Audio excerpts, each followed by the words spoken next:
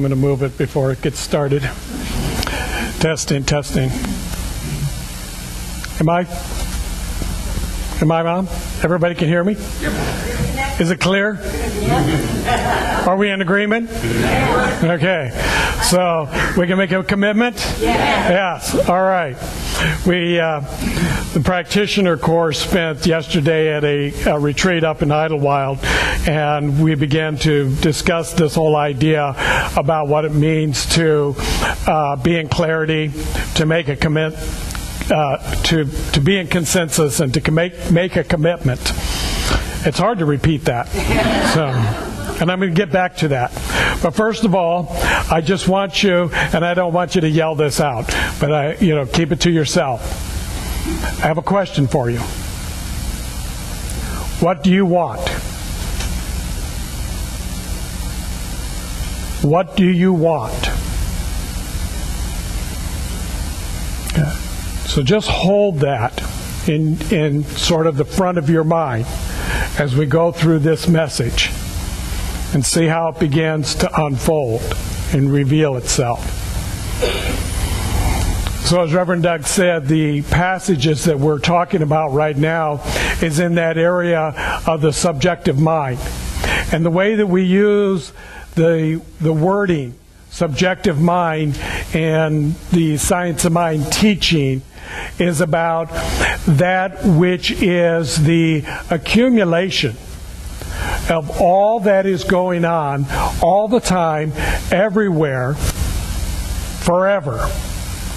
So everything in all time and space. Now we're just talking about time and space. We're just talking about the objective world, the form, the demonstration. All that is going on is being held in the subjective mind eternally. It is always there. It is always present. And so when we begin to look into these realms called psychics or intuitive or card reading or whatever it is that you want to refer to, it's all about dipping into that subjective mind. Whether we're channeling something or whether we're getting something, we're receiving, like last week, our microphones were receiving the FM station 94.3. It was coming through our sound system. Okay? So that's kind of an example of how the subjective mind works. It's out there in the atmosphere. There are all kinds of transmitters going on. There are radio stations, there are TV stations, there are internet stations, there are tweeting stations and Facebook stations and all of these electronic devices that are transmitting energy everywhere. And we act as receivers. Our mind will act as a receiver. We're picking all of this stuff up all the time. We're picking it up by the way we see through our physical eyes.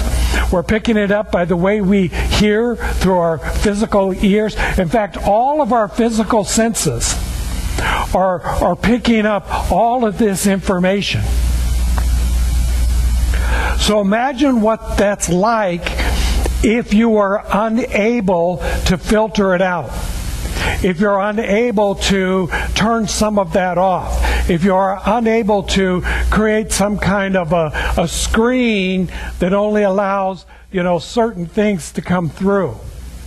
In the 20 years that I worked with the children, emotionally disturbed children, the evidence was quite clear of some of the problems that they were having because they had the inability, for whatever reason, it might have been chemical, it might have been physical, it might have been emotional, it might have been all of those things combined, but what they could, in their way, explain to us, and they didn't have the words to say this, but what was happening for them is that they had no way to filter that out.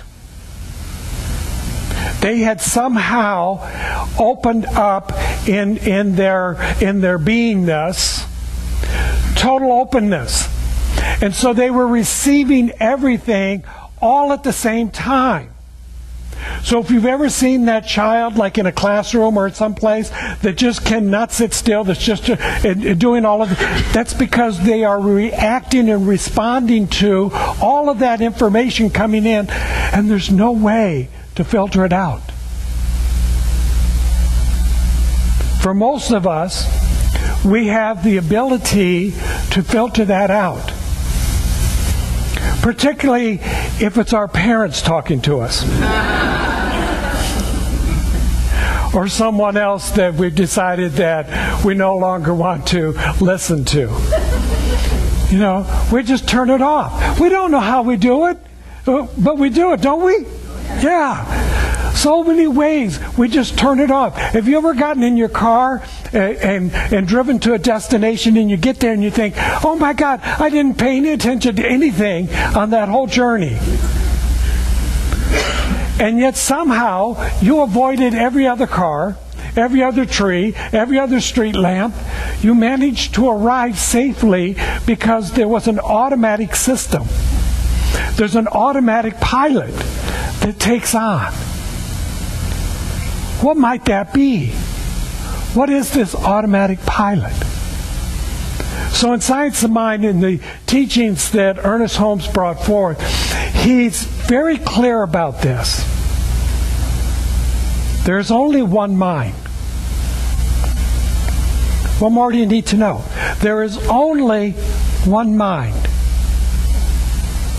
How many here have a subscription to the Science of Mind magazine? Well, you don't have to admit it, but okay. As long as you're in that willingness to admit. How many read today's passage? Simplicity. Simplicity. There's only one mind. And yet we want to make it complicated.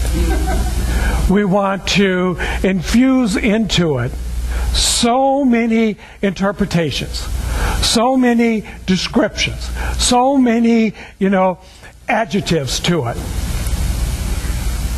that we move away from the simplicity that has been expressed and taught and encouraged throughout the ages.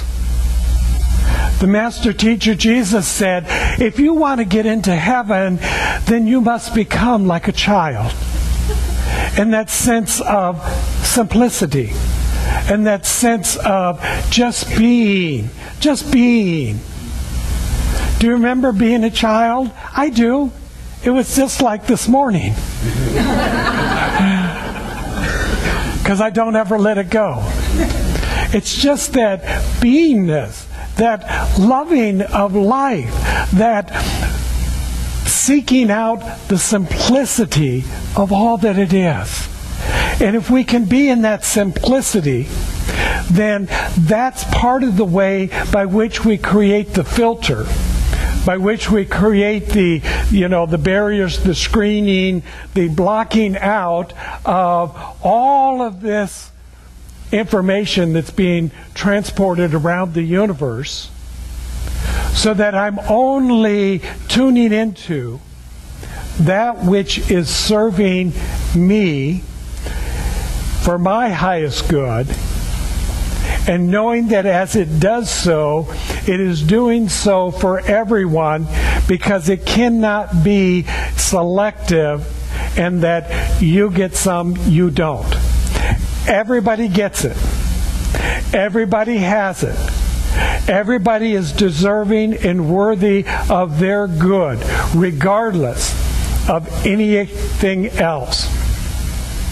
By virtue of the fact that you are a spiritual being, you are worthy and deserving of having all that is good in the universe. You and everyone else. Anything beyond that is only experience. It's just an experience. We're all of one mind. Very simple. It's one mind. So let me kind of give you another